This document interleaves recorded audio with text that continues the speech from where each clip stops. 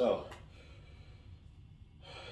this is the Jefferson Lift as it is done to specifically work torso rotation. I mentioned torso rotation because most people think of this as just a oddball movement or an anti-rotation movement, and it's actually the opposite. If you do it this way, you're actively rotating into the bar the entire time. And as such, this is the heaviest movement that you can do for torso rotation. There's nothing else that you can load that type of spin this heavy. Now, most people will just get like a sumo deadlift stance and then step in front of the bar with one of their feet, reach down, and then just go. For maximal weight, maybe. But for maximum development of what I want you to get out of this, you need to do the following. Rather than lining up this way, you line up this way, completely facing the plates. Now you will do this on both sides so that you're working this way and working this way. Given that I don't have much room, I'll just show you while actually facing the camera. So you're standing over the bar, you have one foot on each side, your toes are pointed towards the plates, you're facing the plates. Whatever hand will be in front of you will be supinated.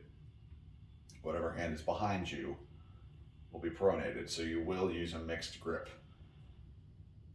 It actually is required because of how the body spins. This actually feels more normal with a mixed grip than it does using straps.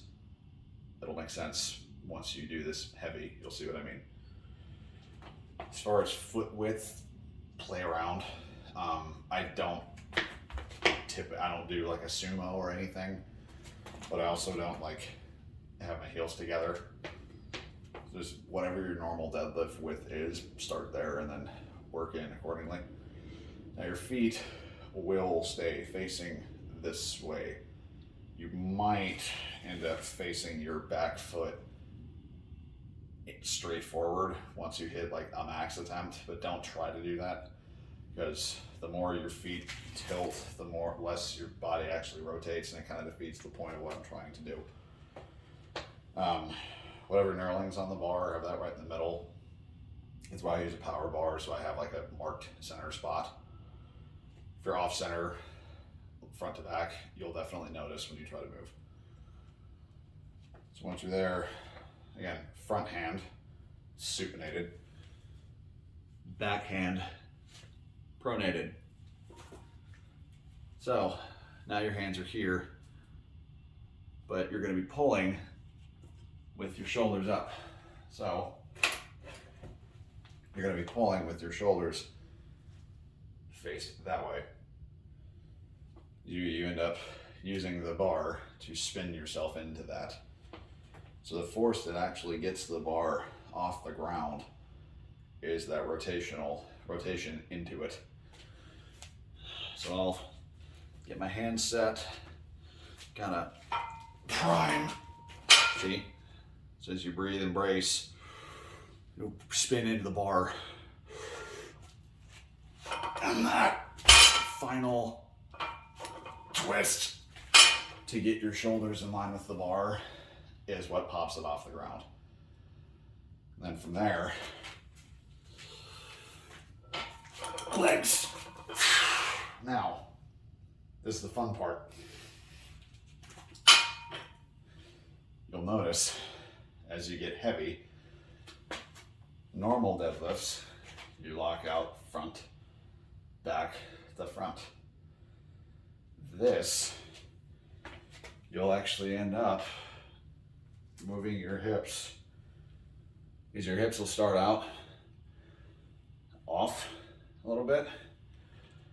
You'll actually move your hips up and to the side to lock out, especially once it gets heavy, because you're actively rotating this way and your hips will actually end up moving laterally instead of just front to back like we've been practicing forever. So that's why I'm having you do this. It'll work your rotators of your torso, and it makes you shift laterally to lock the bar out.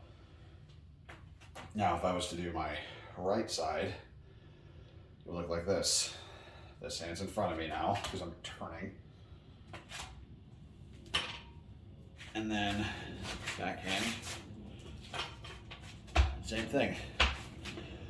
That breathing, bracing, and torquing into the bar is what moves it.